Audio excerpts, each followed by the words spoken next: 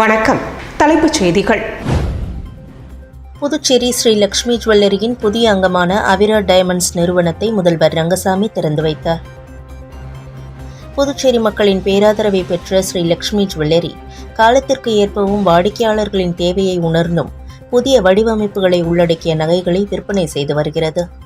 இந்நிலையில் வைர நகைகளுக்கு பிரத்யேகமாக அவிரா டைமண்ட்ஸ் நிறுவனத்தை தொடங்கியுள்ளது. அதன் துவக்க விழா கொசுக்கடை வீதியில் உள்ள லக்ஷ்மி ஜுவல்லரியில் இன்று வெகு விமரிசையாக நடைபெற்றது. ஸ்ரீ லக்ஷ்மி ஜுவல்லரி மற்றும் ஓஷன் ஸ்ப்ரே நிறுவனங்களின் தலைவர் நாகராஜன், மேலாண் இயக்குநர் நவீன் பாலாஜி ஆகியோர் தலைமையில் நடைபெற்ற விழாவில் சிறப்பு விருந்தினராக முதல்வர் ரங்கசாமி கலந்து கொண்டு அவிரா டைமண்ட்ஸ் நிறுவனத்தை திறந்து வைத்து முதல் விற்பனையை தொடங்கி வைத்தார். இந்நிகழ்ச்சியில் சட்டப்பேரவைத் தலைவர் செல்வம், அமைச்சர்கள் நமச்சிவாயம், லட்சுமி நாராயணன் மற்றும் அதிமுக மாநில செயலாளர் அன்பழகன் ஆகியோர் பங்கேற்று சிறப்பித்தனர். மேலும் விழாவில் வாடிக்கையாளர்கள், தொழிலதிபர்கள், நண்பர்கள், உறவினர்கள் மற்றும் ஊழியர்கள் திரளாக கலந்து கொண்டனர்.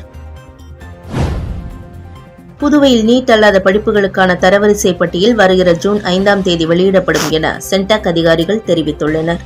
புதுவையில் நீட் அல்லாத பொறியியல், தொழில்நுட்ப கல்லூரிகள் மற்றும் கலை அறிவியல் கல்லூரிகள் ஆகியவற்றுக்கான முதலாம் ஆண்டு மாணவர் சேர்க்கை சென்டாக் மூலம் நடைபெற்று வருகிறது. கடந்த 8ஆம் தேதி முதல் சென்டாக் இணையதளம் மூலம் மாணவ மாணவிகள் விண்ணப்பித்து வருகின்றனர்.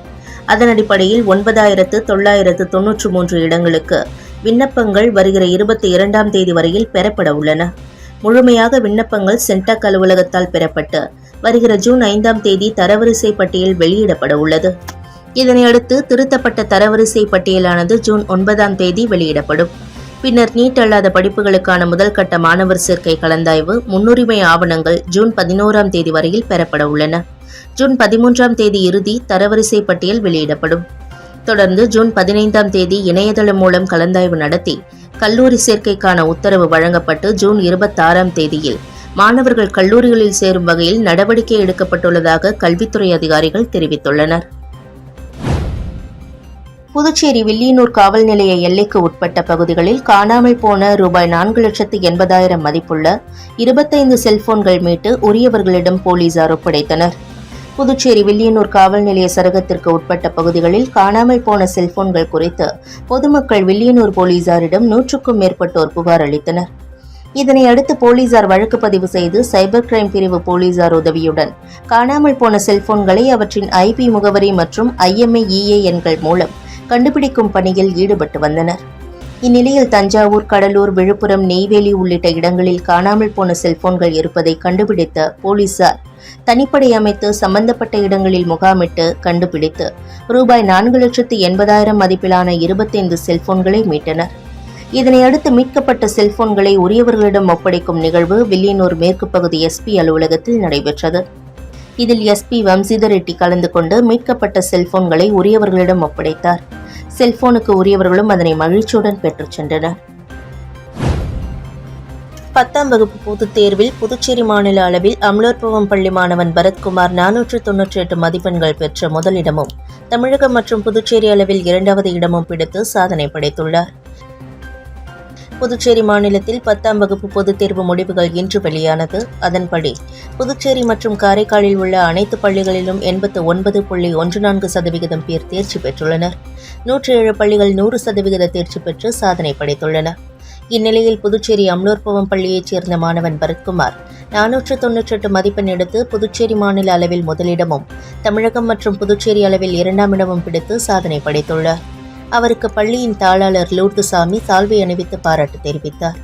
இதனைத் தொடர்ந்து செய்தியாளர்களை சந்தித்த மாணவன் படிப்பதற்கென்று சரியான நேரம் ஒதுக்கி படித்ததாகவும், பள்ளியில் சொல்லிக் கொடுக்கும் பாடத்தை படித்ததாலேயே வெற்றி பெற்றதாக மகிழ்ச்சி தெரிவித்தார்.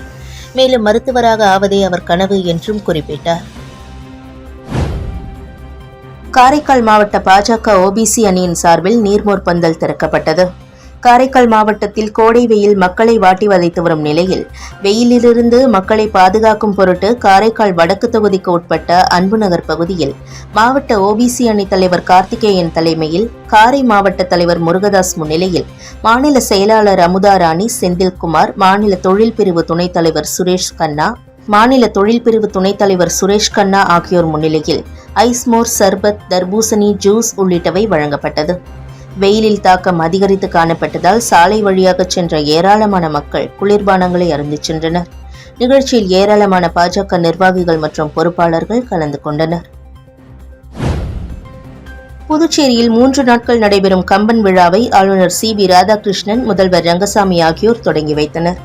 புதுச்சேரி கம்பன் கழகம் சார்பில் 57ஆம் ஆண்டு கம்பன் விழா கம்பன் கலையரங்கத்தில் இன்று தொடங்கியது.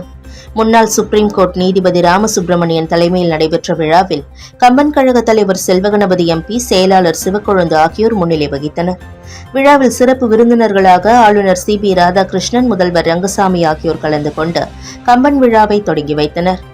அதனைத் தொடர்ந்து கம்பராமாயணம் புத்தகத்தை கவர்னர் சி.பி. ராதாகிருஷ்ணன் வெளியிட முதல்வர் பெற்றுக் கொண்டார்.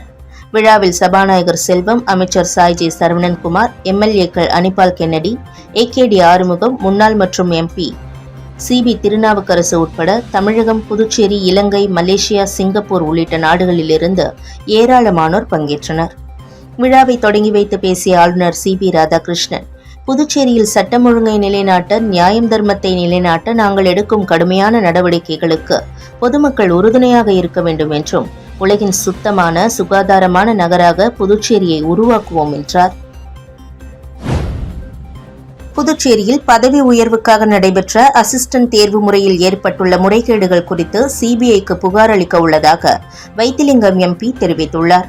காங்கிரஸ் கட்சி தலைமை அலுவலகத்தில் செய்தியாளர்களை சந்தித்த காங்கிரஸ் கட்சியின் மாநில தலைவர் வைத்திலிங்கம் எம்பி, பதவி உயர்வுக்கான துறை சார்ந்த அசிஸ்டன்ட் தேர்வு நடைபெற்றது. 10 ஆண்டுகள் அனுபவம் உள்ளவர்கள் மட்டுமே அந்த தேர்வை எழுத வேண்டும் என்று குறிப்பிட்டிருந்தார்கள். ஆனால் அனுபவங்கள் இல்லாதவரையும் தேர்வெழுத அனுமதிக்கிறார்கள் என்பதுதான் வேதனையான ஒன்று. தேர்வை நடத்திவிட்டு அதற்குண்டான மதிப்பெண்களையும் தரவரிசை பட்டியலையும் வெளியிடாதது ஏன் என்று கேள்வி எழுப்பிய அவர், தரவரிசை பட்டியலை வெளியிட்டால் இவர்களின் குற்றங்கள் வெளியே தெரிந்துவிடும் என்று அதிகாரிகள் தயங்குவதாக குற்றம் சாட்டினார். தேர்வெழுதிய அத்தனை பேரின் மதிப்பெண்களையும் வெளியிடுவதோடு விடைத்தாள்களையும் பார்க்க அனுமதிக்க வேண்டும் என்று கேட்டுக்கொண்ட அவர், இல்லையென்றால் இதுகுறித்து சிபிஐக்கு புகார் அளிக்க உள்ளதாகவும் குறிப்பிட்டார். புதுச்சேரி வில்லியனூரில் விற்பனைக்காக பதுக்கி வைக்கப்பட்டிருந்த ரூபாய் 1,50,000 மதிப்பிலான கஞ்சாவை பறிமுதல் செய்த போலீசார் 3 பேரை கைது செய்தனர். புதுச்சேரியில் கஞ்சா போதைப் பொருட்கள் நடமாட்டத்தை கட்டுப்படுத்த காவல்துறை சார்பில் ஆபரேஷன் திரிசூலம் என்ற பெயரில் சோதனை நடத்தப்பட்டு வருகிறது. அதன்படி வில்லியனூர் கனுவாப்பேட்டை அரசு பள்ளி எதிரே 3 பேர் கஞ்சா பொட்டலங்களை பதுக்கி வைத்திருப்பதாக போலீசாருக்கு ரகசிய தகவல் கிடைத்தது. காவல் ஆய்வாளர் ஆறுமுகம் தலைமையிலான போலீசார் விரைந்து சென்று சோதனையிட்டனர். அப்போது அங்கிருந்த 3 பேரை பிடித்ததுடன் அவர்களிடமிருந்த கஞ்சா பொட்டலங்களையும் போலீசார் கைப்பற்றினர். விசாரணையில் அவர்கள் கோட்டைமேடு வினோத் என்கிற வினோத்குமார், வயது 24, பங்கூரைச் சேர்ந்த சதீஷ்குமார், வயது 24, செம்பியபாளையத்தைச் சேர்ந்த தசரதன், வயது 22 என்பது தெரியவந்தது. மேலும் அவர்கள் ஒடிசா மாநிலத்திலிருந்து கஞ்சாவை வாங்கி வந்து புதுச்சேரியில் விற்பனை செய்வதும் தெரியவந்தது. அவர்கள் 3 பேரையும் போலீசார் கைது செய்ததுடன் ரூபாய் 1,50,000 மதிப்பிலான 3.5 கிலோ கஞ்சாவை பறிமுதல் செய்தனர். பிரசித்தி பெற்ற திருநள்ளாறு சனீஸ்வர பகவான் ஆலயத்தில் உண்டியல் காணிக்கை என்னும் பணிகள் நடைபெற்றது. காரைக்காலை அடுத்த திருநள்ளாறில் உள்ள உலக புகழ்பெற்ற தர்பாரண்யேஸ்வரர் தேவஸ்தானம் ஸ்ரீ சனீஸ்வர பகவான் ஆலயத்தில் உள்ள உண்டியல்களில் பக்தர்கள் செலுத்தும் காணிக்கையை 3 மாதத்திற்கு ஒருமுறை எண்ணப்படுவது வழக்கம். அந்த வகையில் இன்று உண்டியல் காணிக்கை என்னும் பணிகள் தொடங்கி நடைபெற்று வருகிறது. இந்த பணியில் 50க்கும் மேற்பட்ட கோவில் ஊழியர்கள் மற்றும் வங்கி அதிகாரிகள் ஈடுபட்டுள்ளனர். மேலும் உண்டியல் என்னும் பணிகளை கோவில் நிர்வாகம் சார்பில் சிசிடிவி கேமரா மூலம் கண்காணித்து வருகின்றனர். புதுச்சேரி மற்றும் காரைக்கால் பகுதிகளில் 10ஆம் வகுப்பு பொதுத் தேர்வில் 89.14% மாணவ மாணவிகள் தேர்ச்சி பெற்றுள்ளனர். இதில் புதுச்சேரி பகுதியில் 91.28% பேரும், காரைக்கால் பகுதியில் 78.20% பேரும் தேர்ச்சி பெற்றுள்ளனர். புதுச்சேரியில் மார்ச், ஏப்ரல் 2024 நடைபெற்ற 10ஆம் வகுப்பு பொதுத் தேர்வு முடிவுகளை புதுச்சேரி அரசு பள்ளிக்கல்வி இயக்ககம் வெளியிட்டுள்ளது. அதன்படி புதுச்சேரி மற்றும் காரைக்காலில் உள்ள அனைத்து பள்ளிகளின் தேர்ச்சி விழுக்காடு 89.14% ஆகும். புதுச்சேரி மற்றும் காரைக்காலில் அனைத்து அரசு பள்ளிகளின் தேர்ச்சி விழுக்காடு 78.08% ஆகும். புதுச்சேரி மற்றும் காரைக்கால் பகுதியைச் சேர்ந்த 7,590 மாணவர்களும் 7,362 மாணவிகளும் என மொத்தம் 14,952 மாணவர்கள் தேர்வு எழுதினர். இன்று வெளியான தேர்வு முடிவுகளின்படி அரசு மற்றும் தனியார் பள்ளிகளில் பயின்ற 13,328 மாணவ மாணவிகள் தேர்ச்சி பெற்றுள்ளனர். இதில் 6,527 மாணவர்களும் 6,801 மாணவிகளும் தேர்ச்சி பெற்றுள்ளனர். புதுச்சேரி மற்றும் காரைக்கால் பகுதியின் மொத்த தேர்ச்சி விழுக்காடு கடந்த ஆண்டை விட உயர்ந்துள்ளது.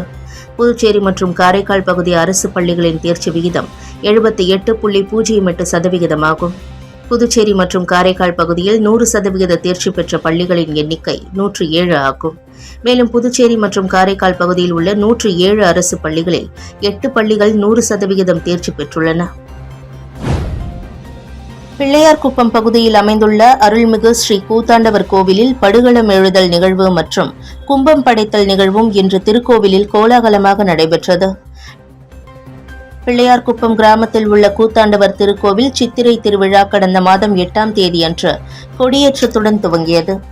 தேசிய அளவில் புகழ்பெற்ற வருடாந்திர தேர் திருவிழா மற்றும் சுவாமி திருக்கல்யாணம் கடந்த மாதம் 23 மற்றும் 24ஆம் தேதிகளில் மிகச்சிறப்பாக நடைபெற்று நிறைவடைந்த நிலையில் 16 நாட்கள் கழித்து மகாபாரத போர் முடிந்து அருள்மிகு ஸ்ரீ கூத்தாண்டவர் படுகளம் எழுதல் நிகழ்வு இன்று திருக்கோவிலில் கோலாகலமாக நடைபெற்றது. இதனை முன்னிட்டு சுவாமிக்கு சிறப்பு அபிஷேக ஆராதனை செய்து கும்பம் கொட்டுதல் நிகழ்வு நடைபெற்றது. இந்நிகழ்ச்சியில் ஆயிரக்கணக்கான பக்தர்கள் கலந்து கொண்டு சுவாமி தரிசனம் செய்தனர். புதுச்சேரியைச் சேர்ந்த தொழிலதிபரிடம் மர்ம நபர்கள் நூதன முறையில் ரூபாய் 23,55,000 மோசடி செய்தது குறித்து சைபர் கிரைம் போலீசார் விசாரணை நடத்தி வருகின்றனர். புதுச்சேரி வில்லியனூரைச் சேர்ந்தவர் ராஜா. தொழிலதிபரான இவர் இணைய வழியில் பங்குச்சந்தையில் முதலீடு செய்து வந்தார். சில நாட்களுக்கு முன்பு அவரது வாட்ஸ்அப்பில் பங்குச்சந்தையில் முதலீடு செய்து அதிக லாபம் சம்பாதிக்கலாம் என குறிப்பிடப்பட்டிருந்தது. இதை நம்பி வாட்ஸ்அப் குழுவில் ராஜா இணைந்தார். பின்னர் அதன் மூலம் ரூபாய் 23,55,000 முதலீடு செய்தார். அந்த பணத்துக்கு லாபம் கிடைத்துள்ளதாக தகவல் வந்தது. ஆனால் அதை அவரால் எடுக்க முடியவில்லை. மேலும் கூடுதல் பணம் செலுத்தினால் மட்டுமே லாபத்தை எடுக்க முடியும் எனவும் குறுந்தகவல் வந்துள்ளது.